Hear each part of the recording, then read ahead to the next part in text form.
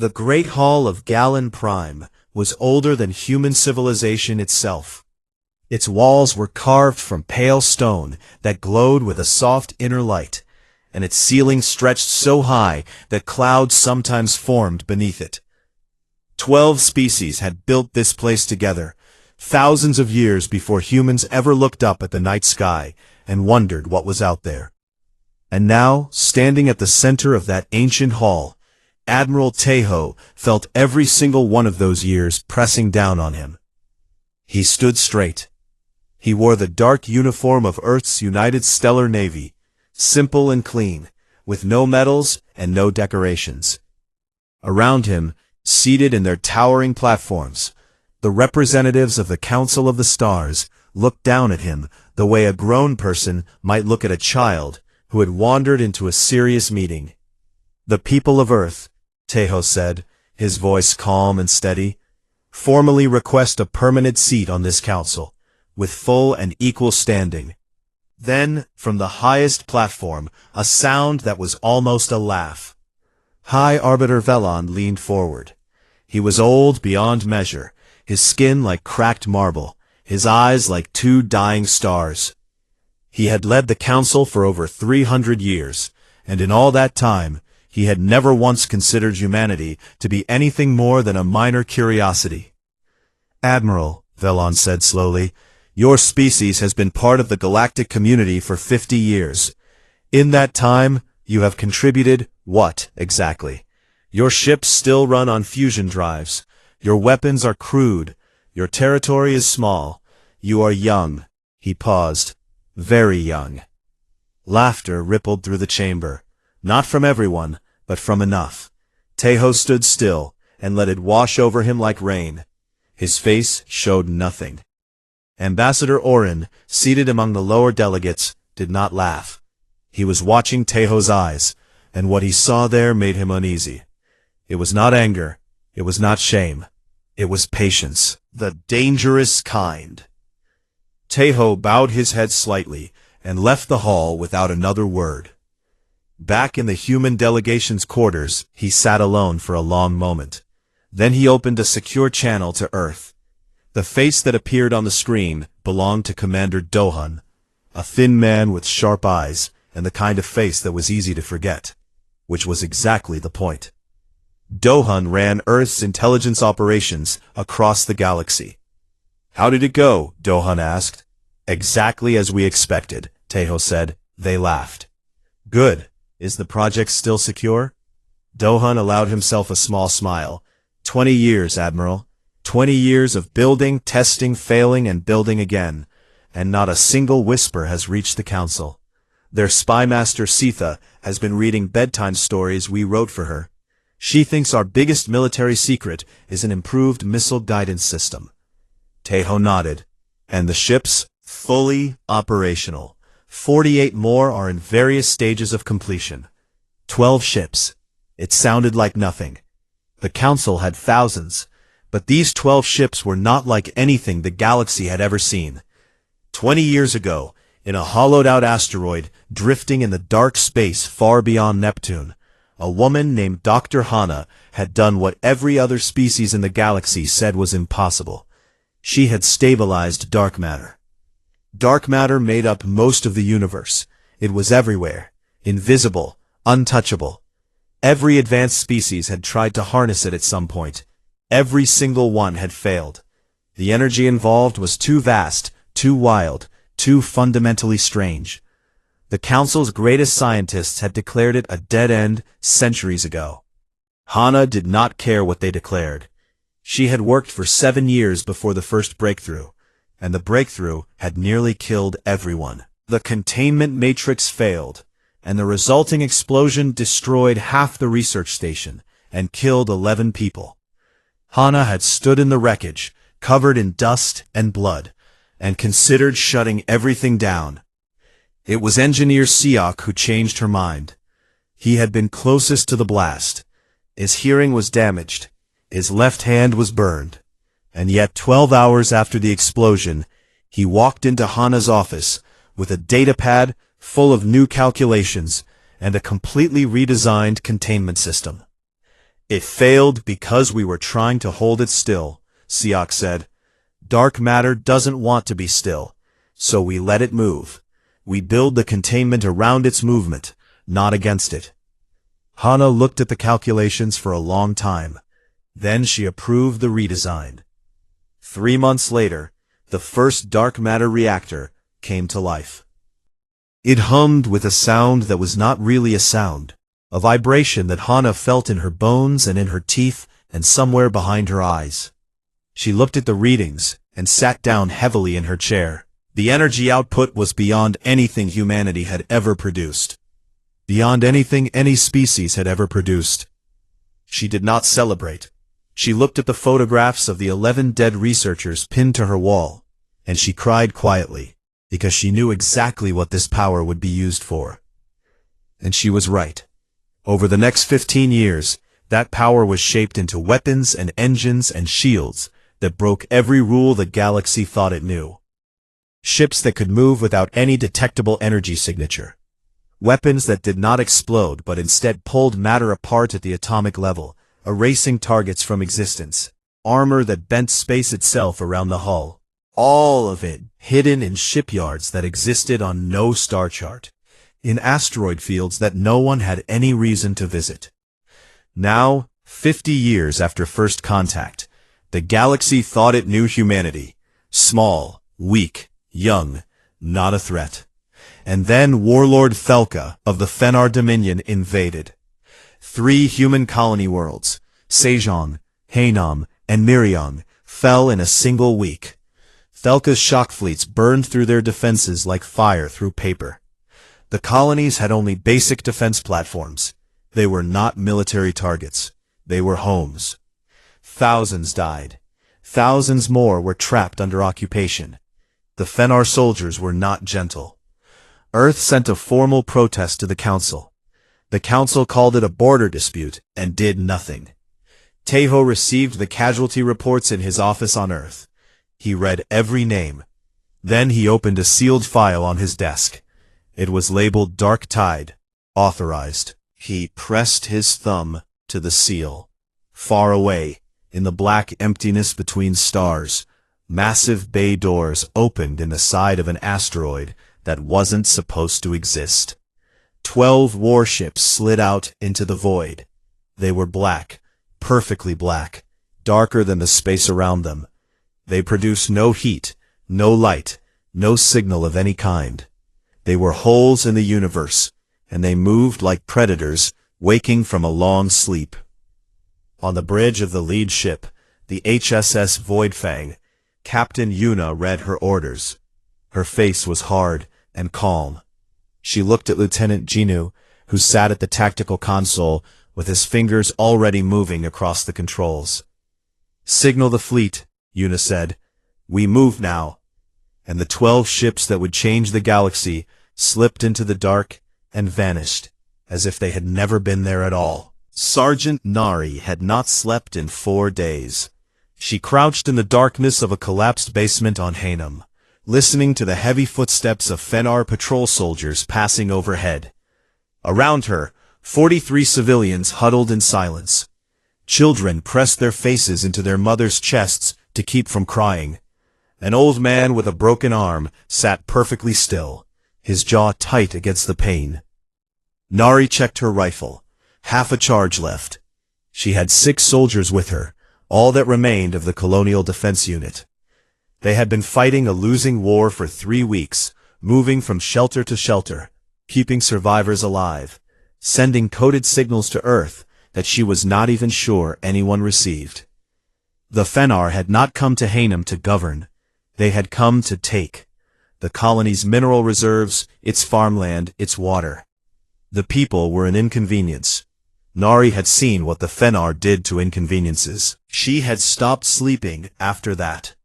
Above the planet, 80 Fenar warships held a blockade so thick that nothing could enter or leave. Heavy cruisers, destroyers, and gunships orbited in layered formations, their weapons pointed downward like fists raised over a beaten animal. Warlord Thelka had left this force here while he took his main fleet to Sejong, the largest of the 3 conquered worlds.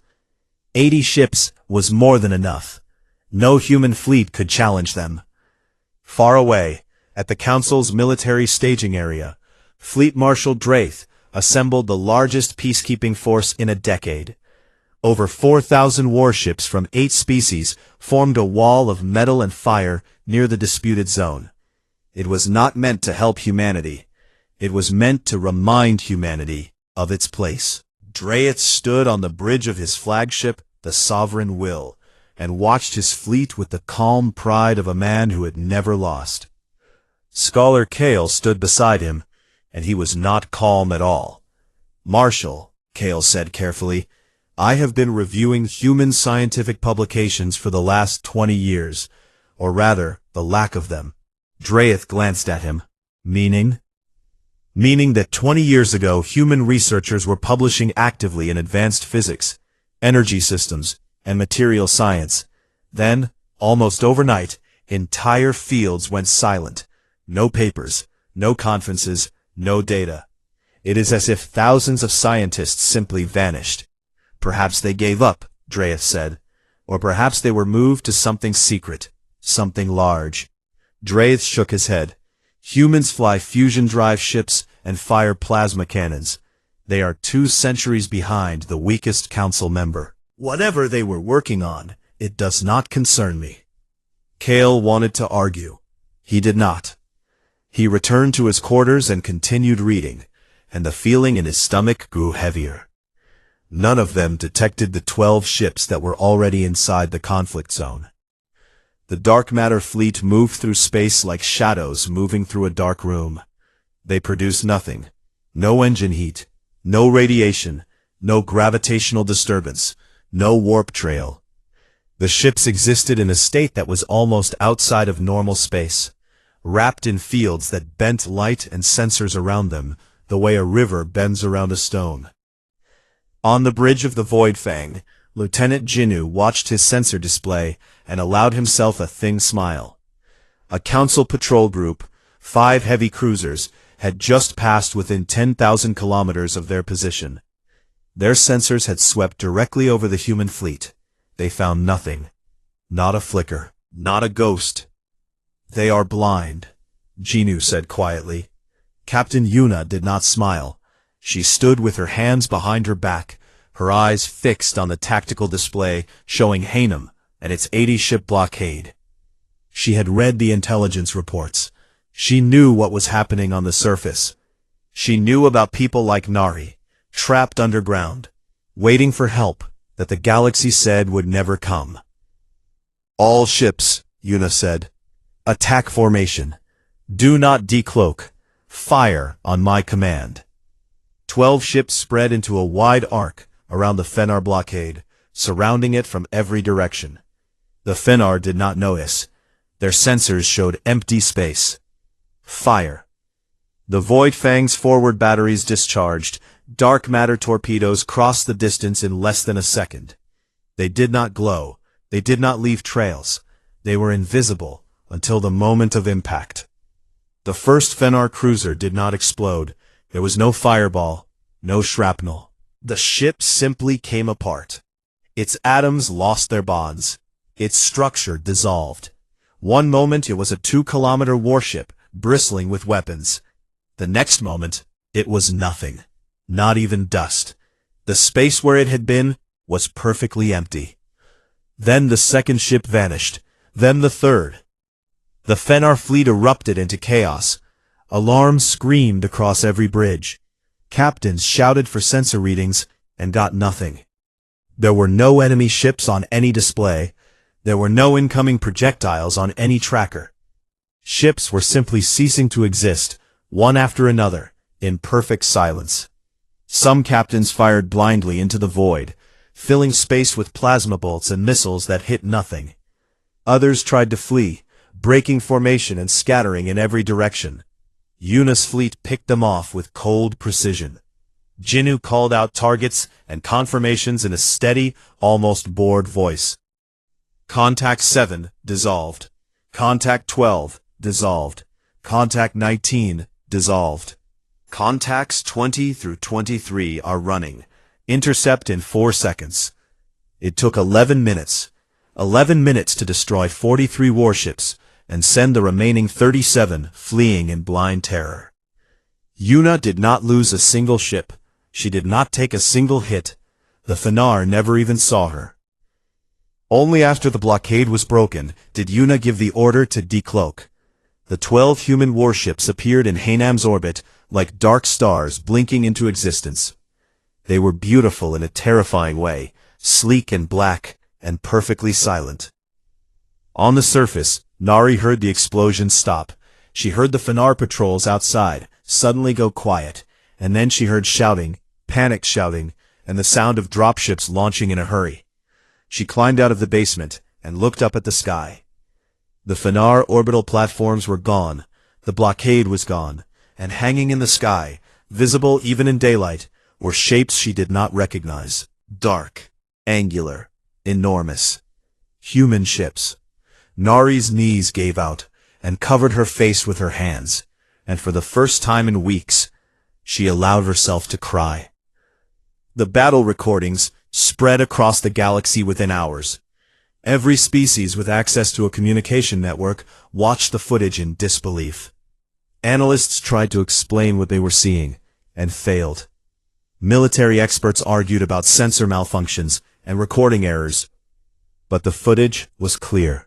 Ships appearing from nothing. Weapons that left no wreckage. A fleet of 80, destroyed by a fleet of 12, in the time it took to eat a meal. Scholar Kale locked himself in his laboratory on the Sovereign Will, and watched the recordings 40 times. He ran every analysis he knew. And slowly, with growing horror, he understood. They stabilized it, he whispered to himself. They actually stabilized dark matter. Velen refused to believe him. On Sejong, Warlord Felka received the news at his command fortress. He stood very still for a long time. His officers waited in nervous silence. Then Felka slammed his fist into the table, hard enough to crack it, and ordered 600 reinforcement ships from the Dominion's home fleet. But before the reinforcements could arrive, before the Council could react, before anyone could do anything at all, Admiral Tejo's voice appeared on every communication channel in the galaxy. It was calm, it was quiet, and it was the most frightening thing most species had ever heard. The people of Earth do not wish for war, but those who wage war against us will learn that the void between stars is our domain now. Return our worlds, or we will come for yours. The transmission ended, and across 1,000 worlds, 1,000 species sat in silence, realizing that everything they thought they knew about humanity was wrong. The emergency session at Galen Prime was the loudest the Council had ever known. Delegates screamed at each other across the ancient chamber. Some demanded the immediate destruction of Earth.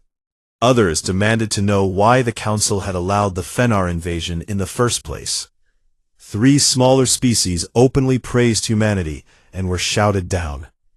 High Arbiter Velon struck the ceremonial stone with his staff again and again, but the hall would not quiet. Ambassador Orin waited. He sat in his lower seat and watched the chaos with tired eyes. When there was finally a gap in the shouting, he stood. "If I may," he said. His voice was not loud, but something in its calmness made people stop and listen. "I warned this council. I stood in this very hall and said that ignoring the Fenar invasion of human territory would have consequences. I was told to sit down. I was told that humans were not worth the council's attention." He paused and looked directly at Velon. "I wonder if the council feels the same way now." Velon's ancient eyes burned. "Sit down, Ambassador." Orin sat. But the damage was done. Half the chamber was looking at Velon with doubt, for the first time in centuries. In the military chambers below the council hall, Fleet Marshal Draith gathered his senior officers. The holographic display showed the Hainem battle footage on a loop. Draith watched it with the focused attention of a professional soldier studying a new enemy. They are invisible to our sensors, he said flatly. Their weapons bypass every known defense. They destroyed 80 ships without being touched. He turned to face his officers. And there are only 12 of them. We have 4,000. Numbers still matter. Overwhelm them. Surround them. Fill space with so much fire that they cannot avoid it. This is my plan. Scholar Kale stepped forward. Marshal, with respect, I must urge extreme caution. These weapons do not simply destroy matter. They dissolve atomic bonds at a fundamental level. If enough dark matter energy is released in a concentrated area, the effects on local spacetime could be catastrophic. We could be looking at permanent gravitational distortions, tears in the fabric of— I did not ask for a physics lecture, Drake said coldly. I asked for battle readiness. Kale fell silent. But he did not leave the room, and he did not stop worrying. In a private chamber deep within Galen Prime, Spymaster Sitha stood before Velon and the inner circle of the council. She looked smaller than usual. Her normally sharp eyes were dull, with something that might have been shame. Every report I have filed on human military capability for the past 20 years, she said, was based on false information. The humans fed my agents fabricated data, fake ship designs, fake weapons tests, fake research papers. Their intelligence commander, a man named Dohan, built an entire false picture of human technology and made sure it was the only picture we can see. She paused. I was reading a story they wrote for me, and I believed every word. The silence in the room was heavy. If the deception was this complete, Scytha continued, then we must assume we know nothing about their true capabilities. There may be far more than 12 ships. There may be weapons we have not yet seen. Velen dismissed her with a wave of his hand, but his own hand was trembling. On Earth, the secret was finally out. Dr. Hana appeared on every screen across the planet and the colonies, explaining in simple words what Project Abyss had built. She spoke calmly, but her voice carried the weight of someone who had lived with a terrible knowledge for a very long time. Dark matter is the skeleton of the universe, she said. It holds everything together. We learned to touch it, to shape it, to use it. This gives us great power. But I want you to understand something. Power is not the same as safety. What we have built can protect us. It can also destroy us and everything around us if we are not careful. The public reaction was mixed. Some cheered, some were afraid. Most felt both at the same time.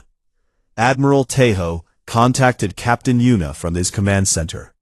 The council is assembling its full fleet, he said. 4,000 ships. They mean to crush us with numbers. Yuna's face was steady on the screen. And our response? I am authorizing the second wave. 36 additional dark matter warships. Engineer Suk is bringing the last ones online now. Tejo paused, but first, we take back Sejong. Sejong was the largest of the 3 conquered worlds, and Warlord Thelka had turned it into a fortress. 600 Fenar warships surrounded the planet in overlapping defensive layers. On the surface, his ground forces occupied every major city. Thelka had learned from Hanem.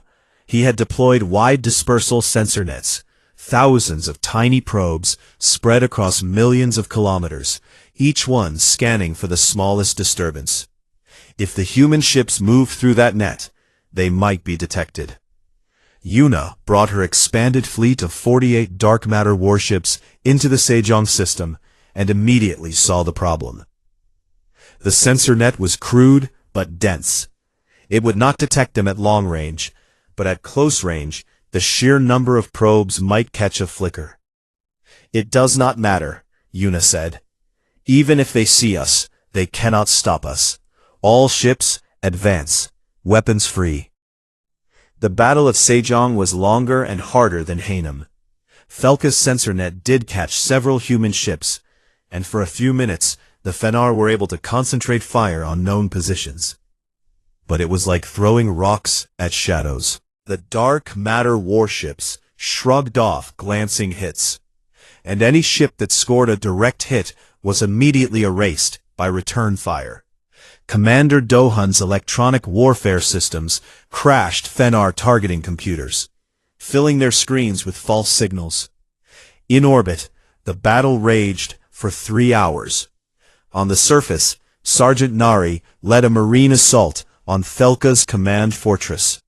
She had been transferred from Hanem specifically for this mission, and she had volunteered without hesitation. Her team breached the fortress walls with cutting charges and fought room by room through corridors filled with smoke and gunfire. The Fenar soldiers were bigger, stronger, and better armored. It did not help them. Nari's Marines fought with a fury that came from 3 weeks of watching civilians suffer under occupation. They did not stop. They did not slow down. Felka escaped. He fled in a personal shuttle moments before Nari's team reached his command room, slipping through the chaos of the orbital battle and jumping to faster-than-light speed before anyone could intercept him. Nari stood in his empty command room, breathing hard, blood on her hands, and felt the bitter taste of an incomplete victory. But Sejan was free. 400 Fenar ships were destroyed, the remaining 200 scattered. The occupation was over. And now Scholar Kale delivered his final analysis to the Council in a closed session. He stood before the 12 species and spoke in a voice that shook slightly, not from fear, but from the sheer size of what he was about to say. Dark matter technology is not simply a new weapon, he said. It is a new way of understanding the universe. Whoever masters it controls energy, gravity, the shape of space itself. Humanity has not just built better guns, they have leapt ahead of every species in this council by centuries. Perhaps longer. He let that sink in. If we fight them, we will lose.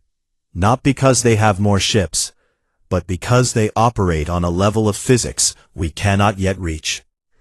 The chamber was absolutely silent. Afterward, Ambassador Orin found Velen alone. There are 2 paths, Orin said gently. Peace, or a war we cannot win. Velen stared at nothing for a long time. Then he called Draith and gave the order.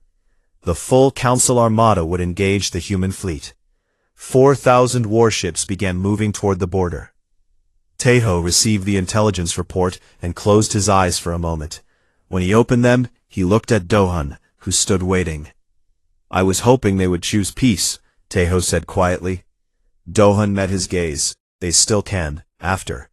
Tejo nodded slowly, then he opened a channel to every human warship in the fleet. All hands, prepare for engagement. We did not start this war, but we are going to finish it. The pale ring was a nebula that stretched across 40 light-years of space, a vast cloud of glowing dust and dying light that marked the boundary between Council territory and human space.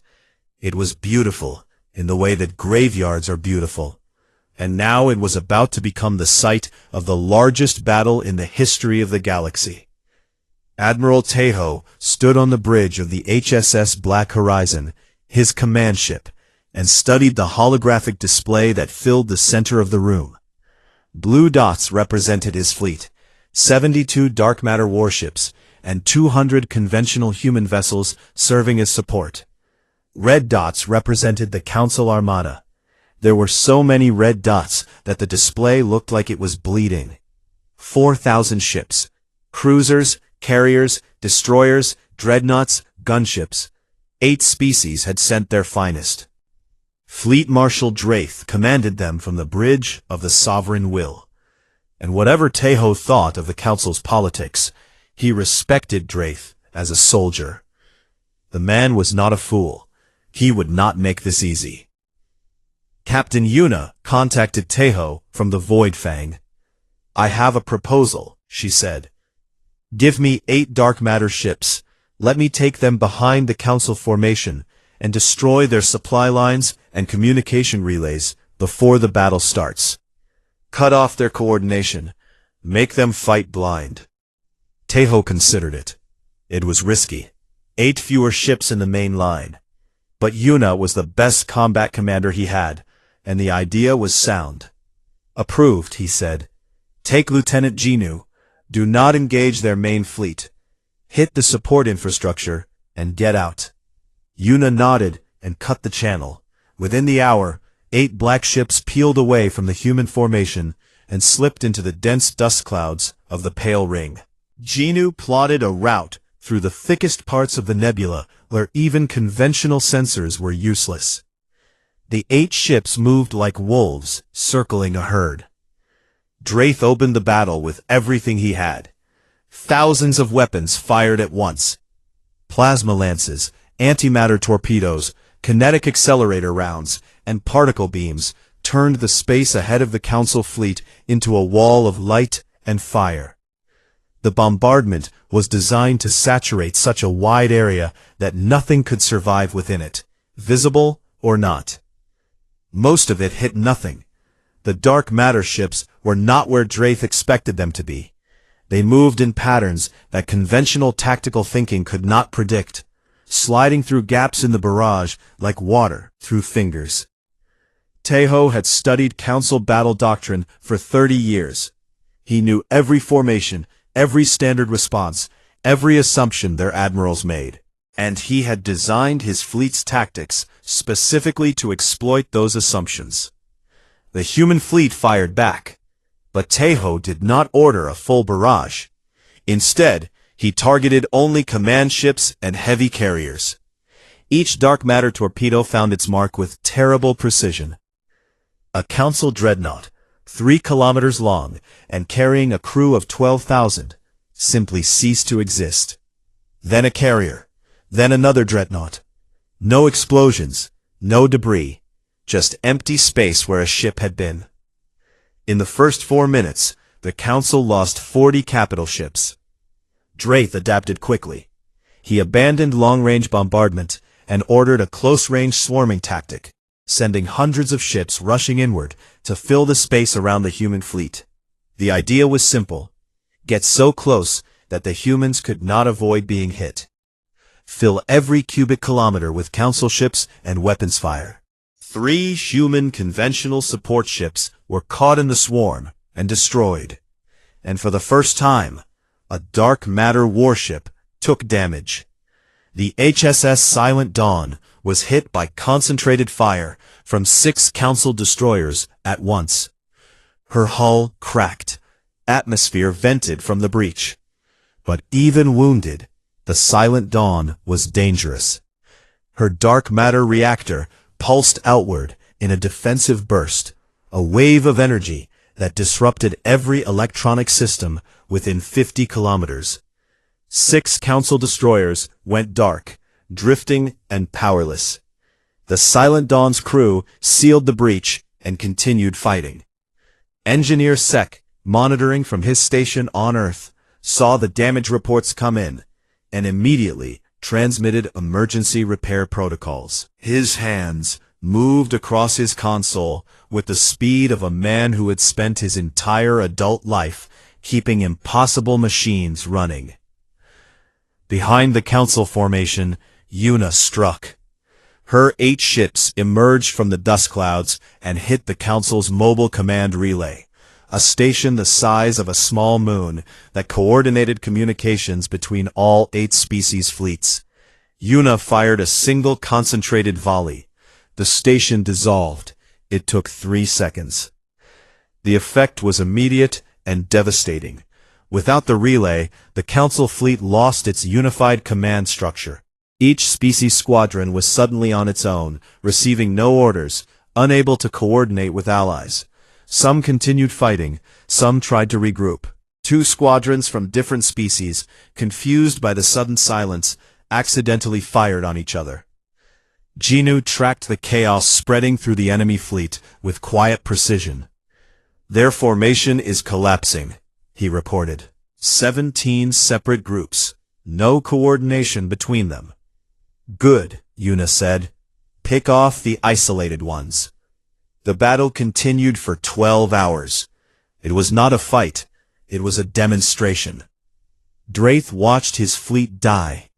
He was a proud man, and he had spent his entire life building the reputation of the Council's military.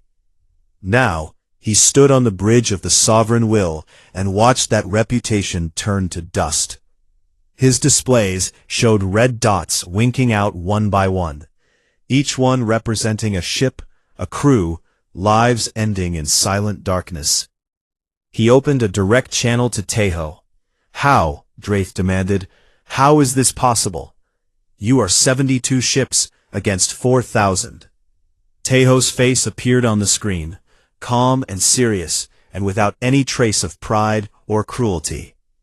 "You spent 10,000 years conquering the stars, Marshal," he said. "We spent 50 years learning to bend the dark between them. That is the difference." Draith stared at him for a long moment.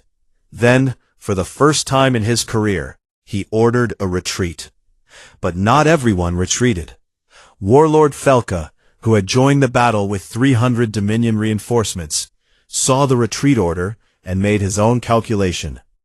If the Council lost, the Dominion would be blamed. If he ran now, while the main fleet was still engaged, he might escape with his ships intact. Felka broke formation. 300 Fenar warships turned and fled, exposing the entire left flank of the Council armada. The ships that had been relying on the Fenar to cover their side were suddenly naked and vulnerable.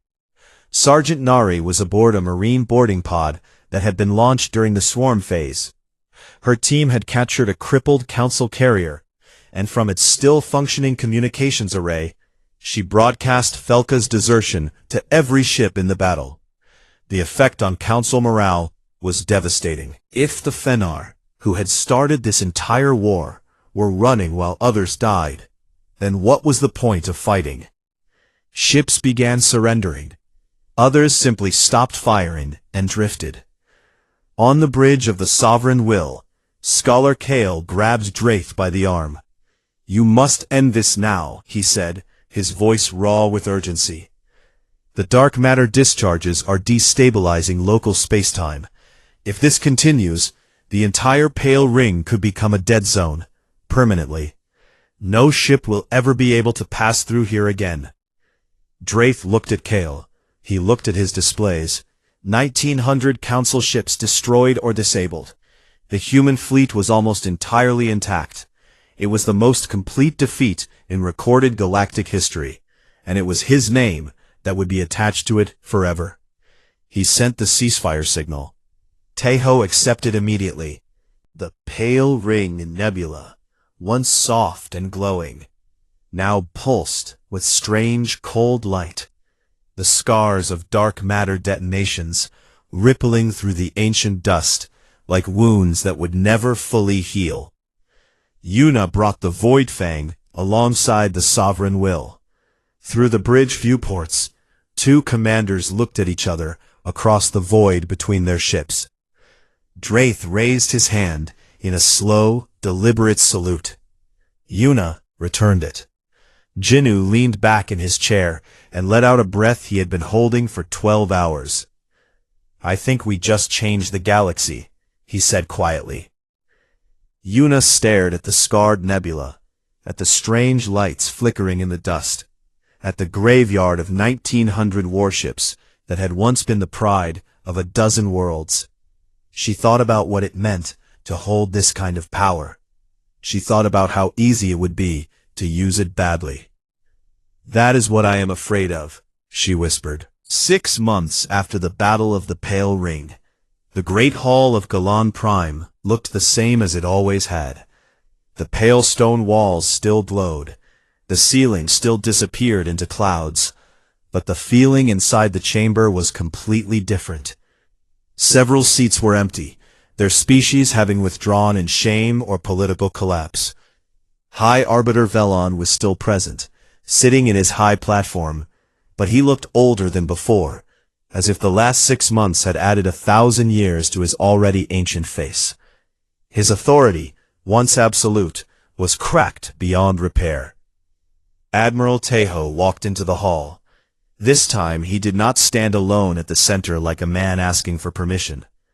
Captain Yuna walked at his right side. Dr. Hana walked at his left. Commander Dohun followed a step behind. They moved with the quiet confidence of people who had nothing left to prove. The council offered humanity a permanent seat. Everything Taeho had asked for 6 months ago, when they had laughed at him. Taeho accepted, but he was not finished.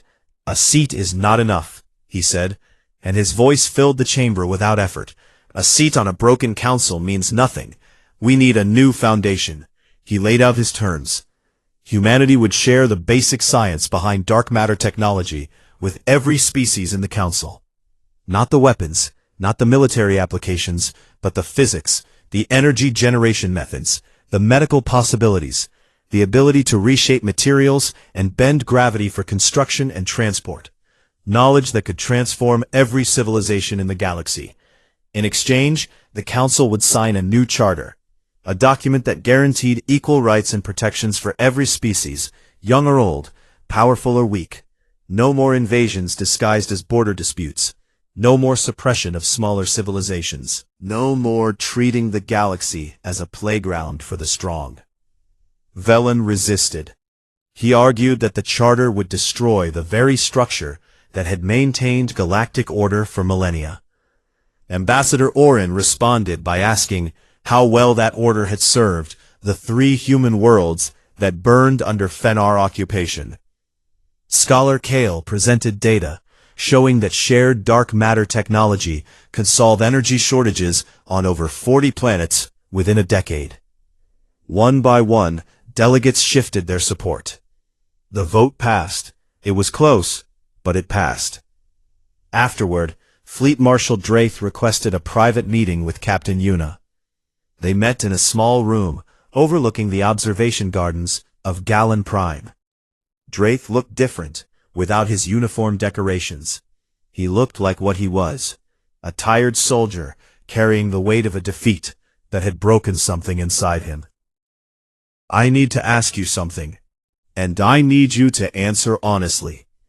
Yuna nodded. At the Pale Ring, could you have destroyed us? All of us? Every ship? Yuna was quiet for a long time. She looked out the window at the garden below, where alien flowers bloomed in colors that had no name in any human language. Yes, she said. Draith closed his eyes briefly. Then why did you not?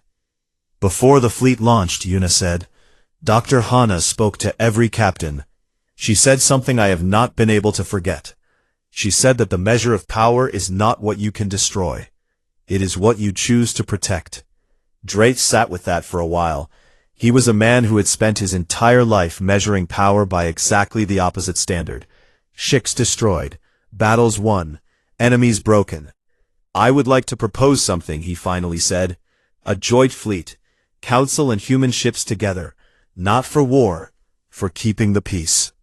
For making sure no one else has to go through what your colonies went through. Yuna looked at him. 6 months ago, this man had commanded 4,000 ships sent to crush her people. Now he was asking to serve alongside them. She could have refused. Some part of her wanted to. I accept, she said.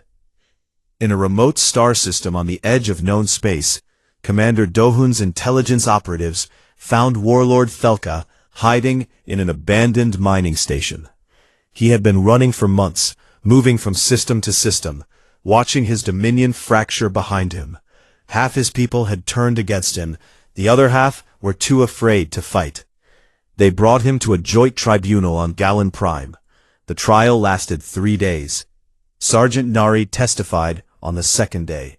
She spoke in a flat, steady voice about the things she had seen on Hanem and Sejong. The basements full of frightened children, the destroyed hospitals, the mass graves outside Sejong's capital city. She did not cry. She had done her crying already. Thelka was sentenced to permanent exile on a barren moon with no communication equipment and no possibility of escape. As the guards led him away, he turned and looked directly at Taeho, who sat in the observation gallery. You will become what we were, Thelka said. Every powerful species does. Give it time. You will become tyrants. Tejo did not look away. He held Belka's gaze until the warlord was gone, and he took the words seriously, because he knew that history was full of species and nations and people who had started with good intentions and ended with blood on their hands. Dr. Hana returned to her research station near Neptune. The facility that had once built weapons of unimaginable power was being transformed. She shut down the weapons development wing entirely. Every piece of military research was sealed and classified. In its place, she and engineer Soek began building something new. The first dark matter power plant was a simple thing by their standards. A small reactor connected to a distribution grid.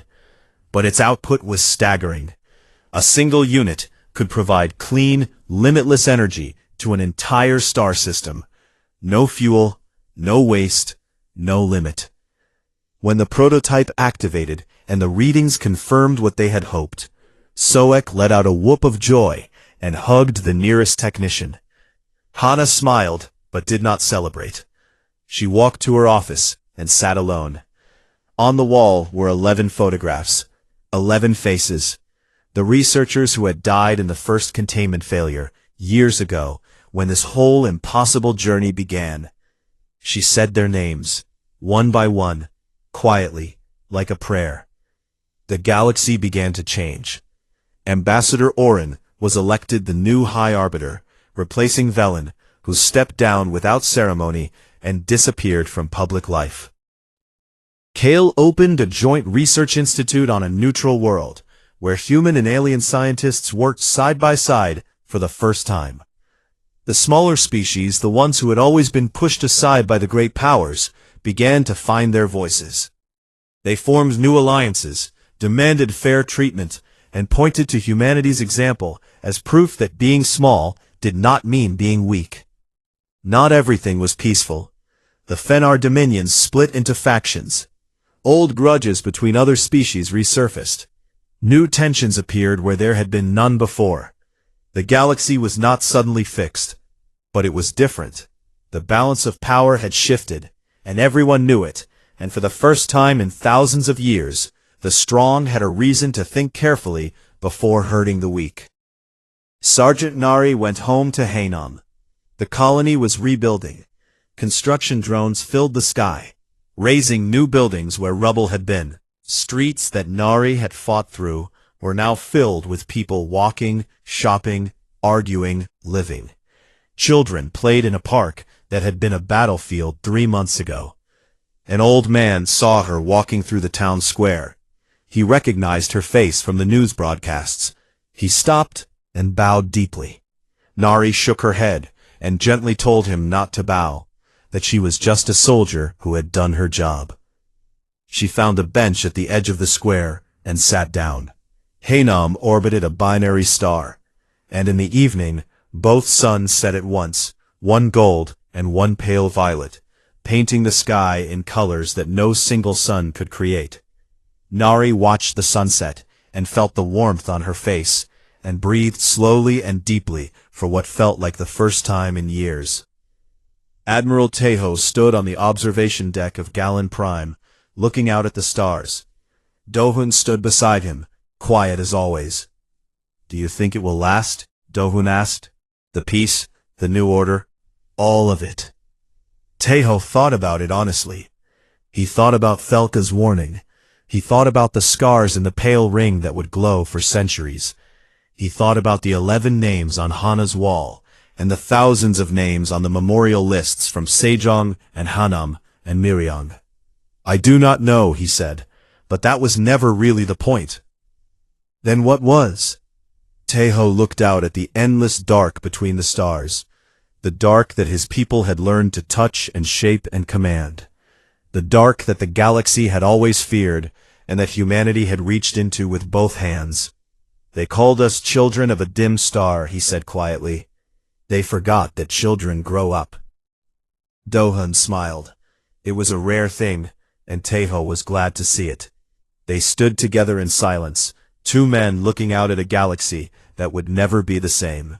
And somewhere far away, in shipyards hidden and unhidden, in laboratories and living rooms, on worlds that had been conquered and worlds that had been freed, humanity kept building. Not because they had to, not because anyone told them to, but because they could. And because the dark between the stars had always been waiting for someone brave enough to reach into it and reshape what they found.